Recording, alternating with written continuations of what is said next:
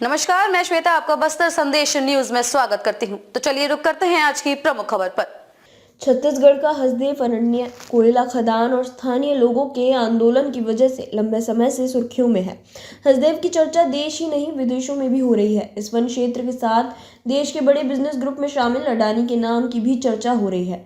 Hasdeo one में कोयला खदान और पेड़ों की कटाई के विरोध में चल रहे आंदोलन को समर्थन देने एक दिन पहले पूर्ववर्ती सरकार में डिप्टी सीएम रहे टीएस सिंहदेव पहुंचे थे। जब 43 हेक्टेयर में फैले पेड़ों की कटाई हुई तब राज्य में कांग्रेस की सरकार थी।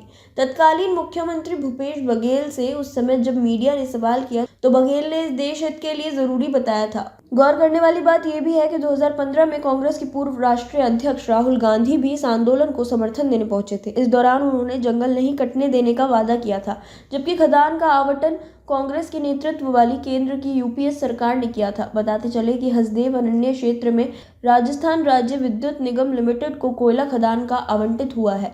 राजस्थान की सरकार ने खदान को माइनिंग डेवलपमेंट ऑपरेटिंग यानी खदान को विकसित और खनन कोयला निकालने करने का ठेका अडानी कंपनी को दे रखा है। 2010 में हुआ था कोयला खदानों का आवंटन। जानकारों के अनुसार केंद्र में कांग्रेस के नेतृत्व वाली यूपीए सरकार के दौरान 2010 में राजस्थान सरकार को छत्तीसगढ़ में 3 कोयला खदानों का आवंटन किया गया था, लेकिन वन पर्यावरण एवं जलवायु परिवर्तन मंत्रालय ने हसदेव अरण्य में खनन प्रतिबंधित रखते हुए इसे नो गो एरिया घोषित कर दिया था। इसके बाद में वन मंत्रालय की वन सलाहकार समिति ने अपने ही नियम के खिलाफ जाकर यहां परसा ईस्ट और केते बासेन कोयला परियोजना को वन स्वीकृति दे दी। 2012 में पहले चरण की खुदाई के लिए मंजूरी दे दी गई। केंद्र ने पहले फेज के लिए 762 हेक्टेयर में फैले 137 मिलियन टन कोयले की खुदाई की मंजूरी दी थी। राज्य की तत्कालीन भाजपा राज्य सरकार ने भी पहले चरण की खुदाई के लिए सभी मंजूरी दे दी। नेशनल ग्रीन ट्रिब्यूनल ने खनन पर रोक। केंद्र सरकार की तरफ से 2018 में जारी एक रिपोर्ट के अनुसार छत्तीसगढ़ में देश के केवल 1% हाथी छत्तीसगढ़ में हैं, लेकिन इसी जंगली सीमा उड़ीसा, झारखंड और मध्य प्रदेश से लगी हुई है। इस वजह से ये हाथियों की आवाजाही का रास्ता है। वनों की कटाई के कारण प्रदेश में हाथी मानव द्वंद है घटनाएं बढ़ गई हैं। स्थानीय लोगों की मांग और हाथियों के संरक्षण के लिए वन क्षेत्र के करीब 2000 वर्ग किलोमीटर क्षेत्र को हाथी रिजर्व घोषित किया गया है। इस रिजर्व को लेमरू हाथी रिजर्व नाम दिया गया है। यह है विरोध की असली वजह। हसदेव अरण्य का पूरा क्षेत्र 5वीं अनुसूची में आता है। ऐसे में वह खनन के लिए ग्राम सभा की मंजूरी जरूरी है।